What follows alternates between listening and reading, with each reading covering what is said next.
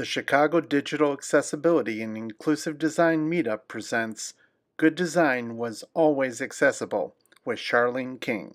Yes. The 14th sin is a reference to a dog name. You should not criticize dogs ever. So I'm Sharlene, and today we're going to talk a little bit about 3 examples around design and accessibility. So before we get started though, I want to talk about kind of like just a baseline definition for design disability. I am going to be using a lot of quotes from an interview someone had with Charles and Ray Eames, who are very famous designers, furniture designers. And I think there are a lot of different definitions around design, right? So we're going to start off with design is a job. It is a job that's supposed to serve a purpose, right? And like design, there's also a lot of definitions of disability in the world. Lots of organizations have different definitions. We're going to go with the social model of disability, which is the idea that any ability you have is really kind of temporary. Our bodies are just meat bags, as I like to say, and we are all vulnerable to impairments, whether it's spraining your wrist, developing a disease, being born with something that changes how you interact with the world. And disability is what happens when the world excludes you for that difference, as opposed to just viewing you as a medical item.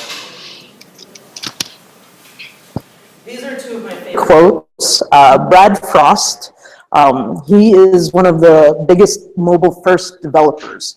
And then Stella Young is a comedian who is a disability rights activist. I think this highlights what the social model of disability means. If I'm with a wheelchair user and we are across the street, no problem. We can both do that. If we encounter stairs, that's when the wheelchair user is disabled. And to be honest, as someone with asthma, there's only so many stairs I can climb. And with each set of stairs, that list grows longer of who can or cannot make that journey. So today we'll talk lots about history. We will not be talking about best practices. These are going to be observations of things that have happened in history. So think of them as value neutral, neither good nor bad. They're just things that have happened. So our first section, which is about function in design. So Charles and Ray Eames asked, is design constraints, right? Design is largely dependent on constraints, meaning without constraints, there's really not much to design. You're just kind of throwing things together, And there's probably nothing more symbolic and recognizable in the world for a sign of disability than the wheelchair. It's a universal icon.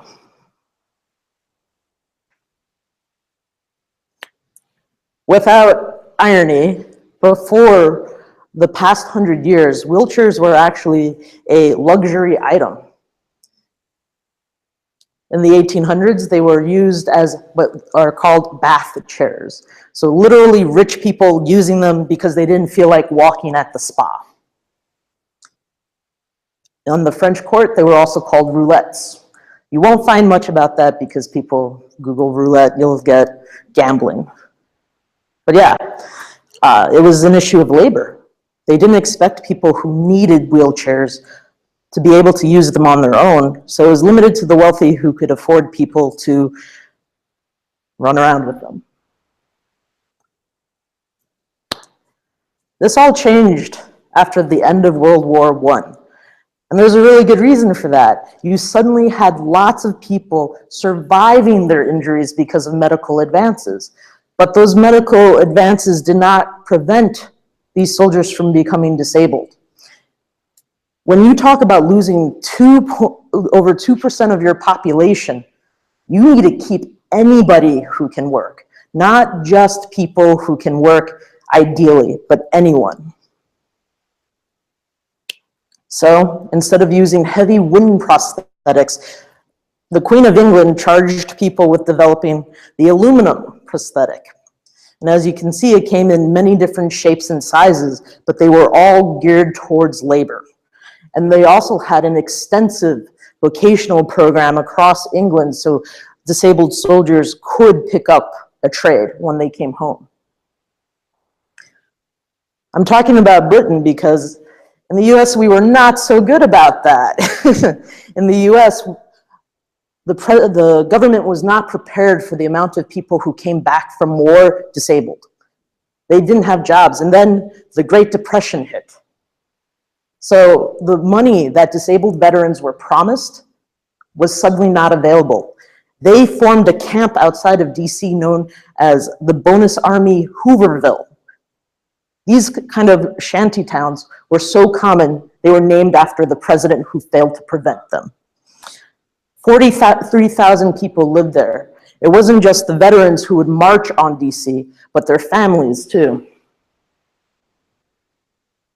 And when the president decided to remove them, he used the actual army. General MacArthur came in with 6 tanks, and over 1,000 people were injured during the process. 3 people died, 1 of them was a baby. That was not very popular. So, but while that was happening, in Germany, you had the Bauhaus School of Design developing. You had Mies van der Rohe, Marcel Breuer. They were designing all these chairs you probably see around Chicago a lot in waiting rooms. This one is the MR chair. They also, started developing all sorts of buildings. There's probably nothing more recognizable than a Mies van der Rohe building in Chicago because he ended up becoming the director of architecture down at IIT.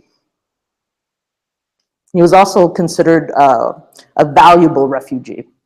So many of Germany's best designers were able to come to America and influence the design here. And in 1932, that was when the first foldable wheelchair was invented.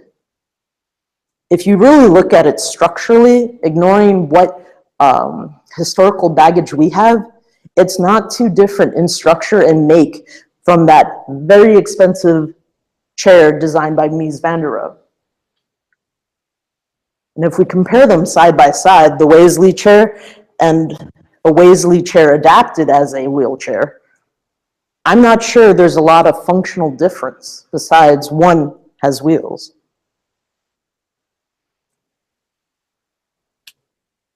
Now on to form. So form is a really big part of design too. It is one of our most obvious constraints, right? And I think Eames, there are a couple by the way, they said it best, we don't have compromises, we have constraints. A compromise is simply when you say the constraint doesn't matter, or we don't need to acknowledge it. We don't need to work with it. So you have 2 designers, they're working full-time jobs, and they make this weird machine in their apartment on the weekends. It's called the Kazam. The exclamation point is very important. And it molds plywood. They also have a friend in the military. He's a doctor, and he mentions that, these aluminum splints we have, they kind of hurt our soldiers more than help. As you can see how it's constructed, it's not really going to help someone who's got half a leg blown off, and it vibrates. That was the biggest problem. The way aluminum vibrates, it's very stiff. Even cyclists will tell you that they would rather ride steel versus aluminum because of the vibrations. So they actually ended up designing this molded wood splint. And the cool thing about it was because it was pressed, it could have punch holes for things like bandages. And unlike the aluminum splint, it could be easily molded to the contours of your muscles. At that time, it was very difficult to mass produce aluminum that way. Aluminum as mass production wasn't really an invention until the 70s, 80s, and this was in the early 50s, as people returned home from World War II. And there's probably not a single piece of furniture today more associated with affluent designers. The Eames Lounger. That shape of the molded plywood, able to be shaped to any body, including the Eames chair, all those techniques were perfected while Eames was designing that splint. But then a sad thing happened. Just like today, as then, taste changed. We started seeing homes being proliferated with these sleek wooden designs. Eames chair feels really comfortable and warm there, doesn't it? Hospitals kept using that tubular chrome that we saw from Bauhaus. It was affordable. The chairs you're sitting on right now are using it because it can be cheaply mass-produced and is modular. What happens? People started associating that very design element that was once cool with institutions and being disabled.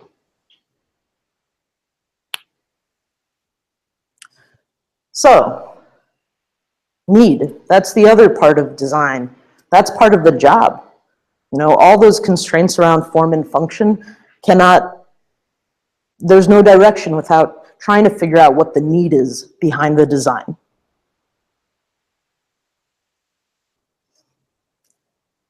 So, one of the things I want to make clear, because by this point you might think I'm saying the military is an advocate for disability, they're not.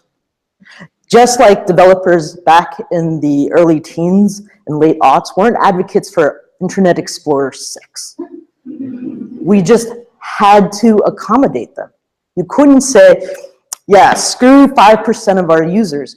No product manager would accept that, would they? It was a force of integration, not awareness. And that's a really big difference between integration and assimilation, which is what we're going to talk about next with fulfilling need. Now, assimilation, a big chunk of it is trying to disguise and hide something. You know, Theodore Roosevelt's favorite pair of glasses was something called the pinch knees. As you can see, it doesn't even have a frame. It's just literally two pieces of glasses held together with a piece of metal pinched on his nose bridge. He can put it away. It's not meant to be seen. It's not a statement. It's just discreetly a visual aid. In 1942, thanks to the invention of polarized glass, you can now have sunglasses. And the military saw sunglasses not as a fashion statement, but as an advanced technology. Their pilots had an advantage over other pilots because they didn't have to deal with sun glare. And that meant you could wear glasses that weren't medical. At this point, prescription glasses were still classified as a medical appliance. Simply having a little bit of myopia meant you were disabled. And then 1978 happened. By then, so many different types of plastics and materials had been developed. Fashion was also getting really wild back then.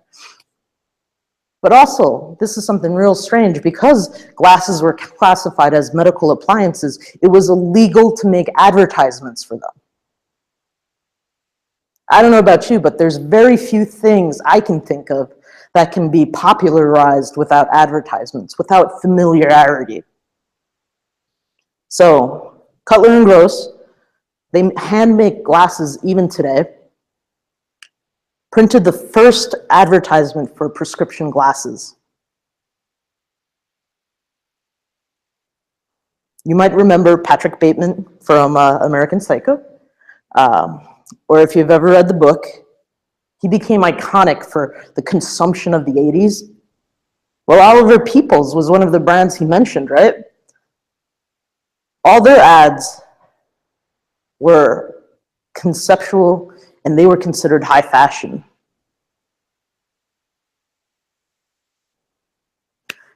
By the 90s, it reached counterculture.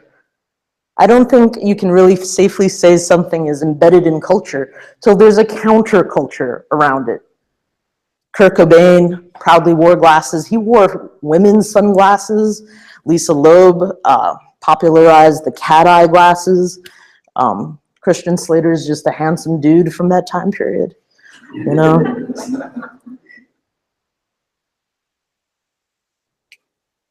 It's to the point now where 1 out of 5 pairs of prescription eye frames do not have prescriptions in them. 75% of the US needs some form of corrective lens, whether it's contact lenses or bifocals or even just the negative positive adjusters you could buy for reading at a grocery store. 75% of us need something like that. But nobody would think that needing a pair of reading glasses makes you disabled. But that's what integration is. It's when, instead of it being something that we try to disguise, it is a value-neutral aspect of yourself. You know, having blonde hair is not good or bad. Well, maybe that's arguable. And so, in that interview with Charles and Ray Eames, the final question is, what is the future of design? And they never answered it. And, you know, like, I'm kind of positioning that with us, you know. I think it's pretty clear, even just in 3 examples, that if you recognize a need socially and you don't stigmatize it, the function and form follows very easily, and it doesn't compromise the design. All those designs were iconic, you know. Where is the individuality? Like, that was another reason why eyeglasses became so popular. They defined an individual, whereas the wheelchair handed out in the hundreds of thousands looked identical from the army. So, yeah, that's it.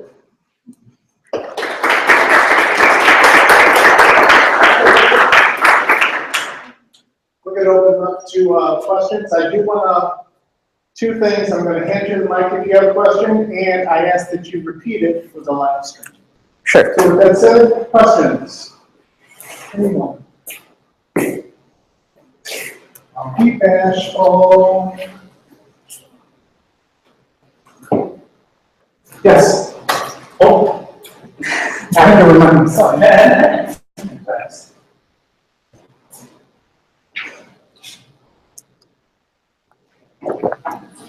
you. I was wondering if you could maybe just talk a little bit about your work at Morningstar and how you kind of came to be working around accessible design. So the question is, how did my working at Morningstar lead me to interest in accessible design? Did I get most of it? Okay. So the cool thing about Morningstar is, like, design is one of the main tenets, right? So from the top down, design is valued. You know, we've always had a chief creative officer. We've through and through, design thinking is applied even at the business level.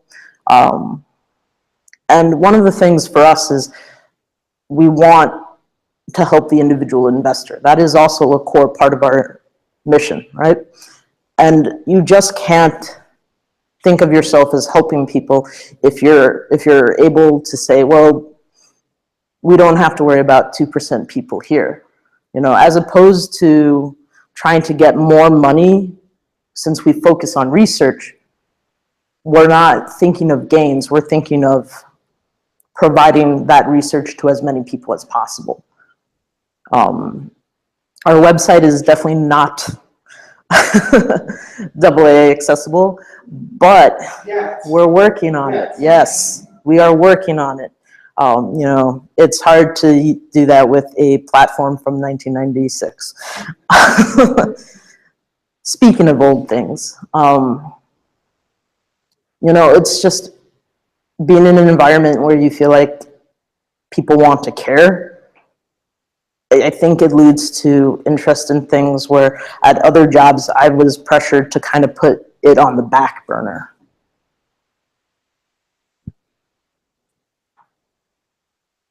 Okay. Any other questions?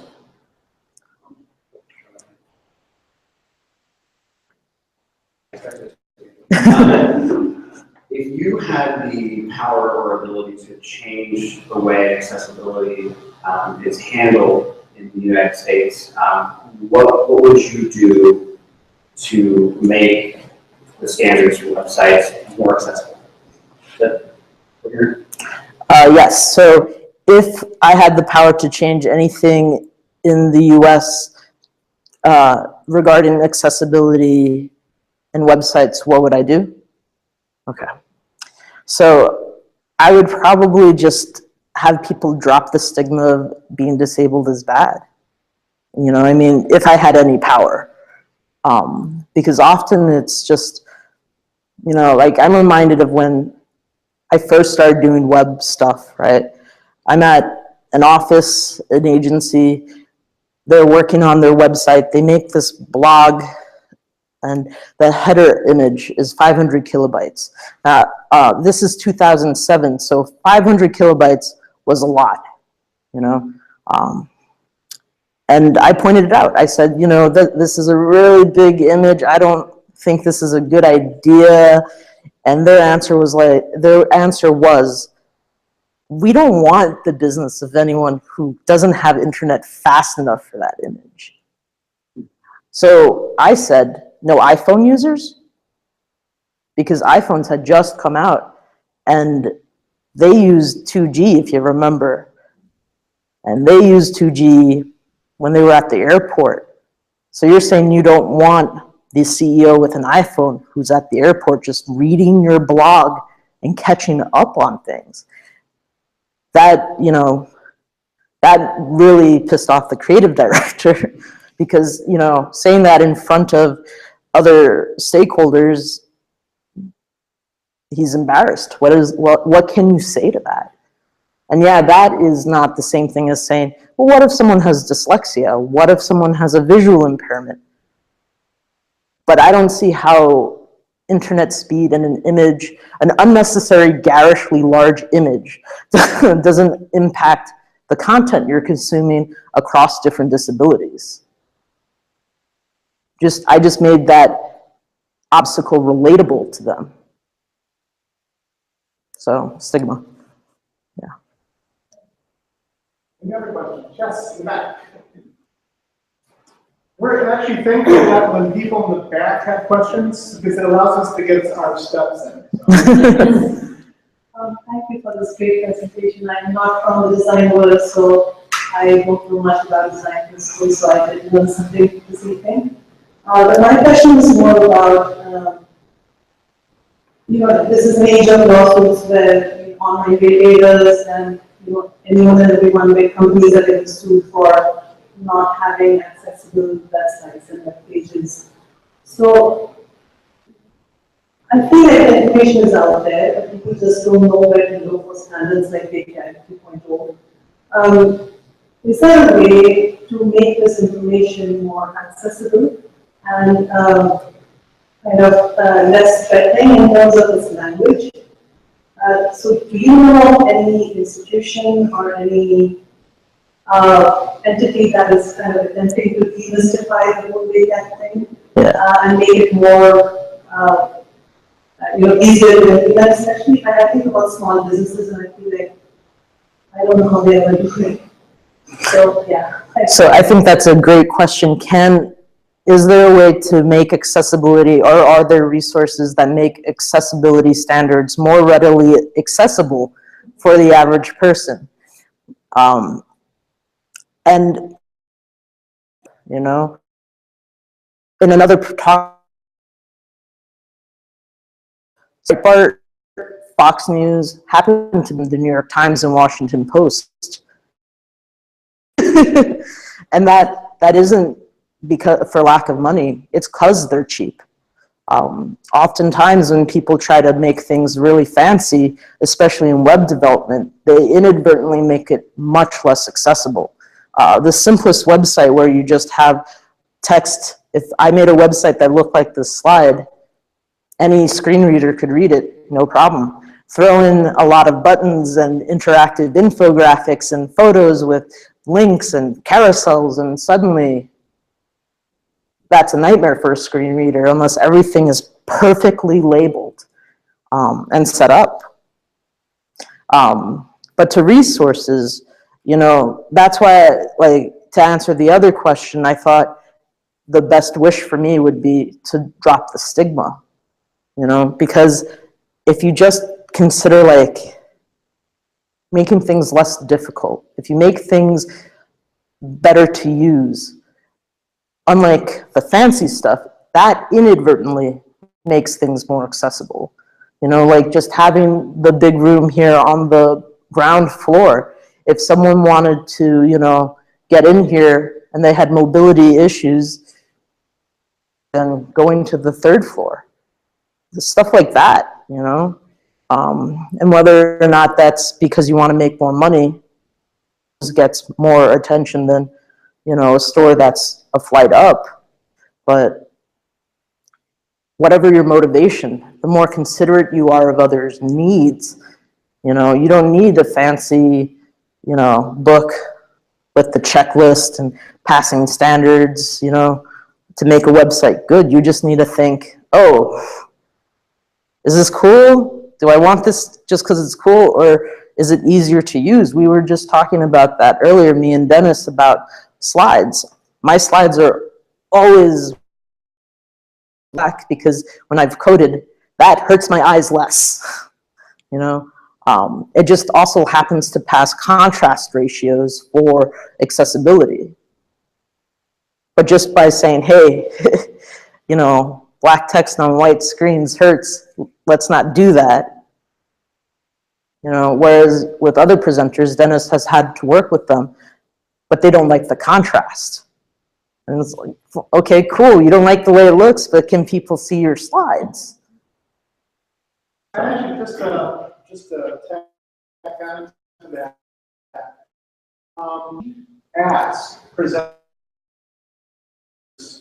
to make dark backgrounds white content for a couple of reasons. One, we've actually received feedback from individuals who have attended our events and say, you know, the white background is glaring, and it actually hurts my eyes. Well, if you think of it, why would anyone, thank you very much, yeah, they're like, okay, well, what does he say? You know, it hurt. I've had a couple of individuals who come up to me and say, that hurts my eyes. And, you know, the last thing I want to do is hurt people who show up to our events. So I've actually guided presenters to try to conform to this. Now, not everyone does. But we try to cover that. Yeah, I'm so thankful. I think I had asked a couple of weeks ago, and of course, you know, you were busy and we were busy stuff. But when I saw it, I was like, yes. But there's another benefit. So you say, okay, so that was done for accessibility, but you know, what about inclusiveness? We record. Right now, we're streaming to. Believe it or not, we have a member from Kathmandu, Nepal. I kid you not. I'm so jazzed when I saw him join. But we stream this and we record this and we package it up. You know, we'll take the slides and we'll edit them in so this way it's easier to see. And then we'll put the captions and such. But this is much easier to see than if it were bright. We had Marcy Sutton, who's a accessibility engineer and developer with EQ, who's an accessibility firm. And she had light background slides, and it was just a glare. And I felt so bad, so I had to take her slides and actually incorporate them into the edited recording. But the people on the screen, they said, yeah, we can't see him. Yeah. So they just basically went on what she was saying. So. They invented this for that purpose. Like literally, they invented this because bright hurts people's eyes, and then they can't do their thing. So that's why I jumped back to this slide. Any other questions? Yes.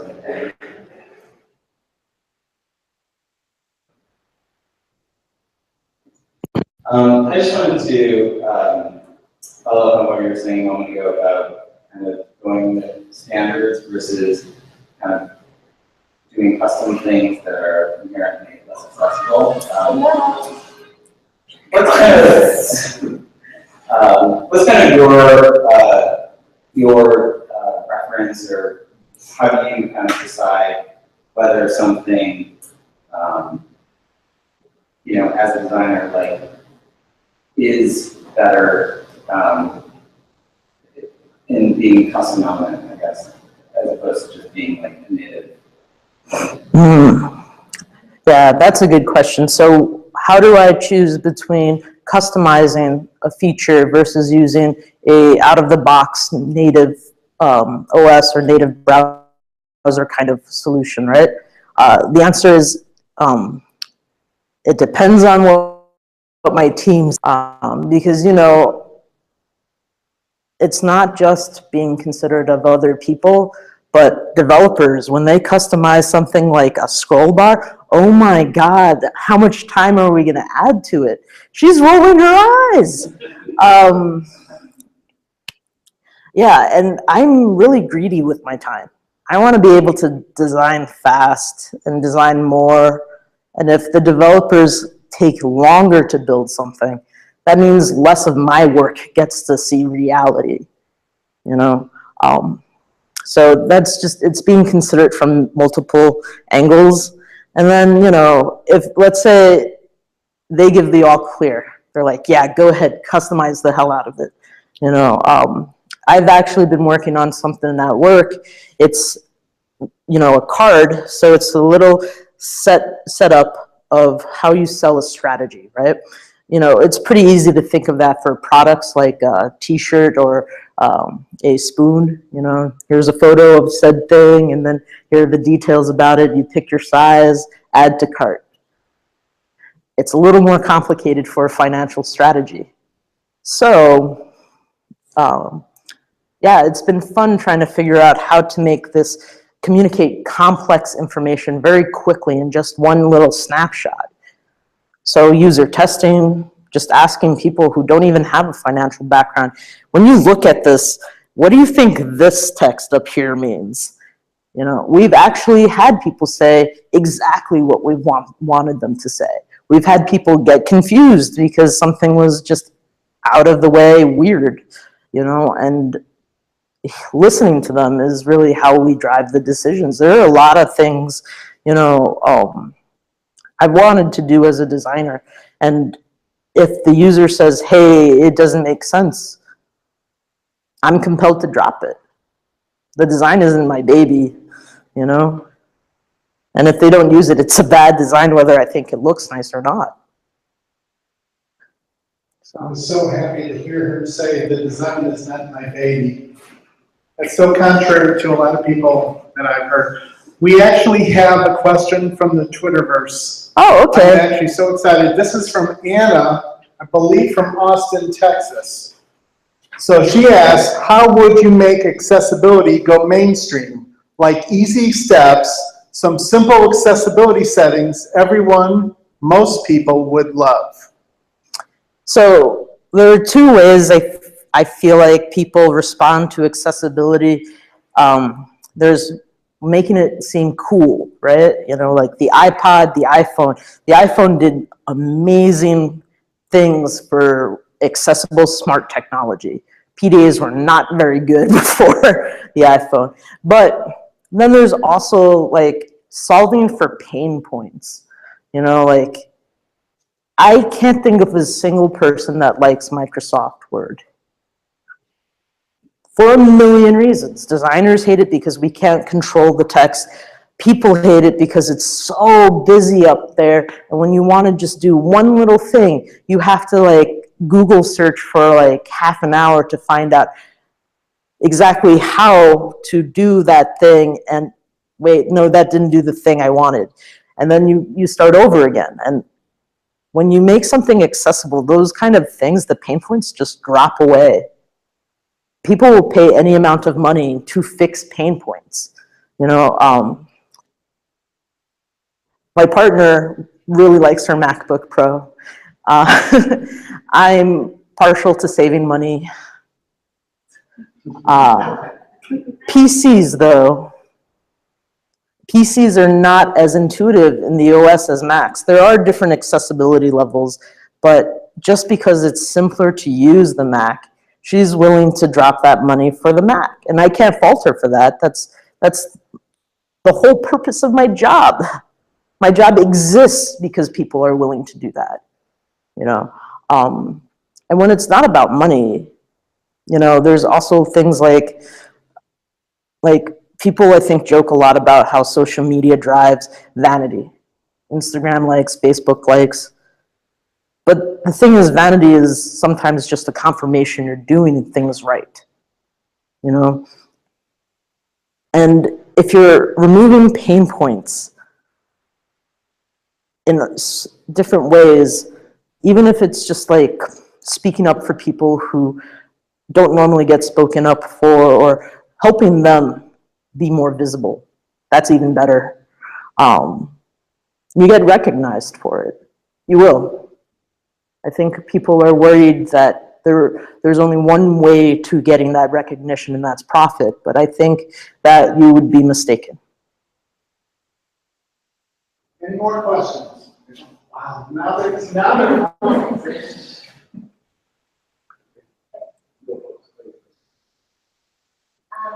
I was wondering if you have any tips for taking the stigma out of conversations on an organizational level, or whether it's in an organization or client group, because I tend to see two things. It's either we get there because we say you're going to get sued, but there's no like emotional compassion after it at all, or they're there, but it's from the standpoint of sympathy versus actual like understanding or wanting to, you know, address things without the stigma. Yeah, okay, so how to reduce the stigma with people who influence your product or website or work who aren't there yet, right? Okay, without resorting to you're going to get sued. Which is, you know, I mean, you know, I hate to use it, but it's a really good strategy. That is, to me, in my opinion, the only reason why the US government gives a shit about disabled veterans. Bluntly, that's the only reason. That said, the other two options, right, which is popularity or pain point, right? Those are two very good drivers when you're at the table with people in charge of your little product. Pain point, so I've done some really sneaky things in the past. I've known some CEOs who have that big office, you know, studded with windows. Meet them around the time when the sun is going to hit their monitor. There's nothing less readable than a really refined design on an LCD monitor in bright sunlight. It's very similar to this kind of, you know, display. You want high contrast because if so, you want that corner office person to say, other corner office people can't see this? You want them to say that, you know? Popularity, like my clients are advisors, you know, and they're in the business of being, hey, look at me, I have all the money. Don't you want me to make you more money? So they want to always appear competent, right? Huge pain point for them is when they're embarrassed. So you want to make sure things are usable for them, right? If I have a colorblind advisor and they're embarrassed and they ditch my software, that's 25 grand a year lost to my company. It's worse than being sued. Being unpopular is actually worse than being sued. You know, people can recover from lawsuits. You don't recover if your business loses all its customers. You know, and goodwill is a big deal. You know, like more and more as the competition and especially tech gets saturated, you know, people are getting really exhausted by people churning out the same idea over and over again with just slight differences, a tweak in the name, a different button over here. People are exhausted by that now. The only differentiator that's going to matter in the end is customer service. You know, I am with T-Mobile.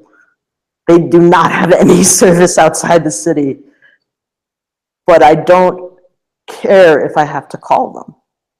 I would pay someone else to call Verizon. I would absolutely pay someone else to call AT&T for me, you know? So that's a harder pitch, I would say, to make, but if you can do the research, if you can put the numbers in front of people of what the actual retention, like this is where working with business side is very helpful. They can tell that CEO exactly what each lost customer costs and what it costs to get a new customer. The cost to get a new customer rather than retain a customer is much higher. They respond to that. One thing I just want to add to that, I do think, and this is not only the executive levels, but this is your developer, your designer, anyone who needs to consider accessibility. It's a harsh word, but it's true. There's a cluelessness. So you hear the stigma of disability. Oh, you know, I've had designers come to me. It's like, oh, now so. Take a step back. I used to work for an airline headquartered here in Chicago, and I've had designers who come to me and say, well, blind people don't use our website. It's like, they don't fly. It's funny, I see them all the time being, one of the first things you hear at the gate is disabled people get to go first. So, yeah, they do fly. One of the tactics that we used was to create awareness by taking one of our managing directors, brought him into a conference room, set him up with a laptop and everything, and said, okay, book a flight. As he went to reach for the mouse, I unplugged it. Good man. I covered the trackpad. I said, now, book a flight. Don't try to read the New York Times. Well, just so you know, that managing director couldn't get off the homepage. He uttered an expletive, and we all of a sudden started picking up with our programs. Yeah. This is more of a follow-up to what we were talking about, talking to a business analyst and looking at it as from the perspective of, your clients require your website to be accessible.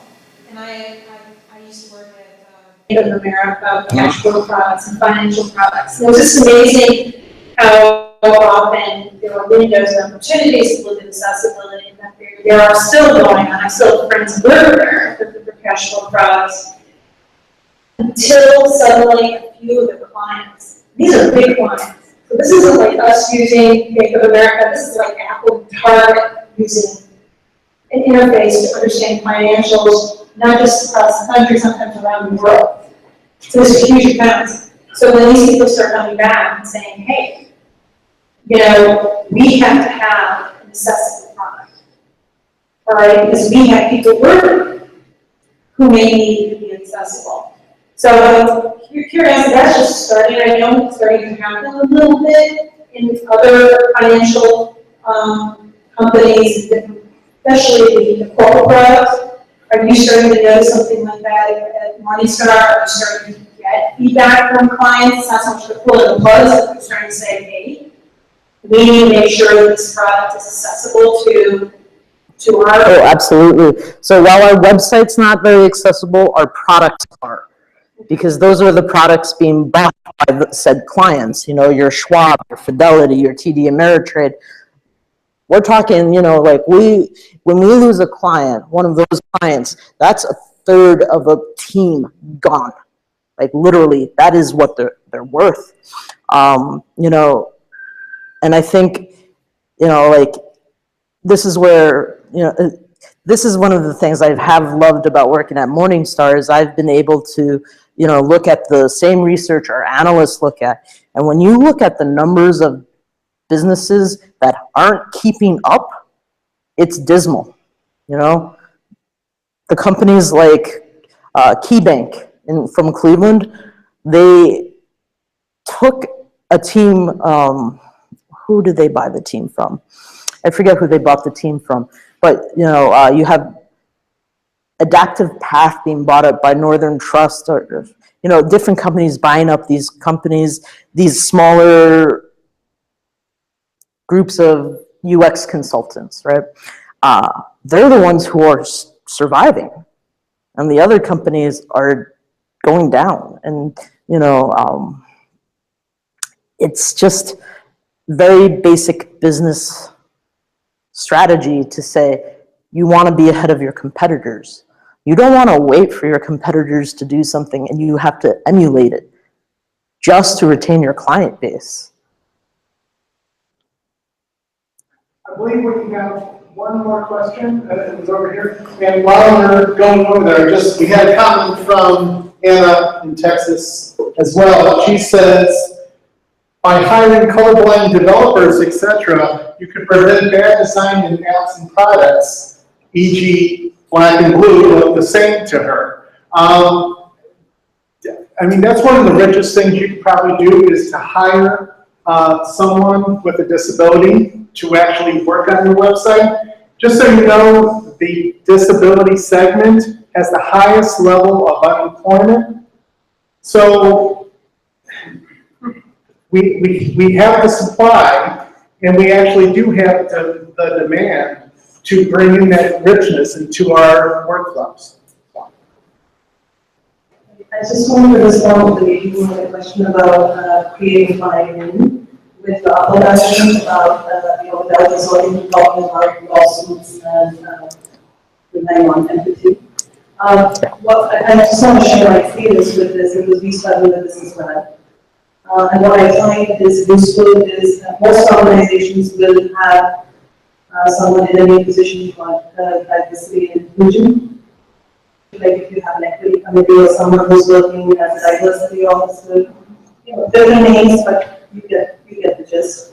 So if you make it part of their agenda, because disability is also part of diversity, and if you make inclusion, in terms of digital accessibility or any accessibility initiative part of their agenda, I feel like the conversations are going to go much smoother with the other management and the budget requirements will be more easily met because that's an emerging area and there's a lot of lawsuits and there's a lot of problems around diversity and inclusion. So we think that part of their agenda actually really helps.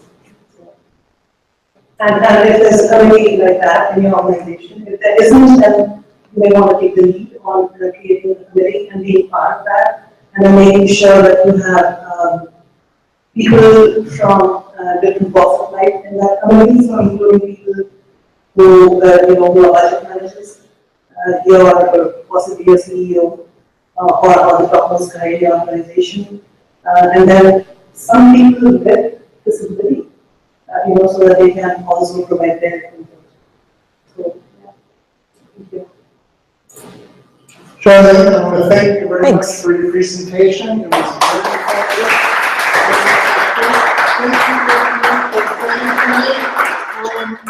We have to be out of here by 8 o'clock, so feel free to talk with your neighbors, introduce yourselves, network. Feel free to ask Sharlene any questions you might have. Thank you. Thanks to our presenter, Sharlene King. Follow her on Twitter at Typodactyl, at TYPODACTYL. Thanks to our venue host, Coalition Impact. Need co-working space? Visit them at coalitionimpact.com. Live captions provided by ACS, Alternative Communication Services. Visit them at acscaptions.com. Live captions sponsored by McDonald's. We're loving it. Thanks to our sponsor Sticker Giant for providing our meetup stickers. Visit them at stickergiant.com. Thanks to our sponsor Rosenfeld Media. Get 20% off really good books by using code A11YCHI at rosenfeldmedia.com. This has been a production of the Chicago Digital Accessibility and Inclusive Design Meetup. Visit us at meetup.com/A11YCHI. Follow us on Twitter at twitter.com/A11YCHI. Follow us on Facebook at facebook.com/groups/A11YCHI.